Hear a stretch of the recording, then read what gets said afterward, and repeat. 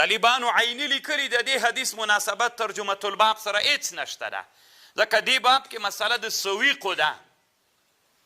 وینئ طالبانو حدیث دی چا ده اکل الکتف ده نو دا حدیث مناسبت ترجمة الباب سره نه لري طالبانو عیني یوه ډېره ښه خبر کړې ده چې خوند یې راکه دی وی عادت دا د اکثره وخت دا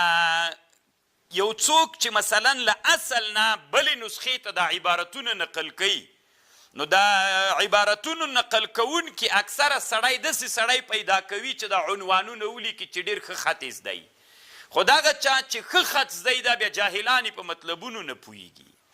او چې د چا خط خراب وي طالبانو بیا په مطلب ښه پوهېږي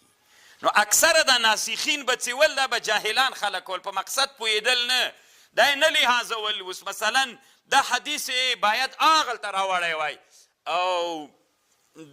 دغه د سویقو باب د دې پورې دا هیڅ مناسبت نه لري او دلته د ذکر کولو خو دا د ناسخینو نه دا کار سوی ده او ناسخین به څیول دا کاتبان خطونه به یې ډېر ښه ول نور جاهلان ول نه پوهېدل چې دا حدیث کې خو اکله کاتفین ده او حدیث په باره د سویقو کې ده نو ویدی وی اکثر هغه خلک چې ښه خطونه یې زده طالبانو دغه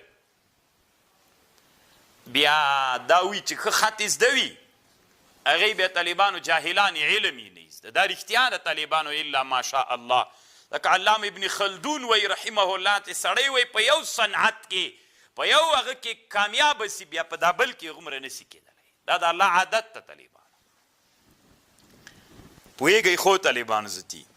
نو چې چا خط خراب وي دا معنا نه طالبانو دا معنا چې دا بله خوا کې تکړه ده او دا چې خط طالبانو سم زده بیا نو دا معنا چې دې خوا کې تکړه ده دا بله خوا کې او خو داسې هم بیا راتللی سي چې دواړه وي